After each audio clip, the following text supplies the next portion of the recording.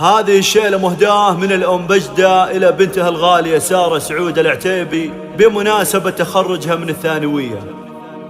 افرحي افرحي يا بنتي يا فرحة حياتي، والبسي وشاح تخريجك يا سارة، ألف مبروك التخرج يا غناتي، ناجحة ومتخرجة اليوم بجدارة. افرحي يا بنتي يا فرحة حياتي، افرحي يا بنتي يا فرحة حياتي، والبسي وشاح تخرجك يا سارة، ألف مبروك التخرج يا غناتي، ألف مبروك التخرج يا غناتي، ناجحة ومتخرجة اليوم بجدارة. سارة بنت سعود يا ست البنات، اظهري وانت مكانك في الصدارة، جبتي الشهادة بعزم وثباتي، يشهد الثانوية لك بشرارة. بالتعب حققتي أغلى الأمنياتي، بالتعب حققتي أغلى الأمنياتي، والعنى والجد تحصد ثمارة، فيك أفخر واعتلي للنايفاتي، فيك أفخر واعتلي للنايفاتي، فرحتي من فرحتك فيها البشارة، وأنا أمك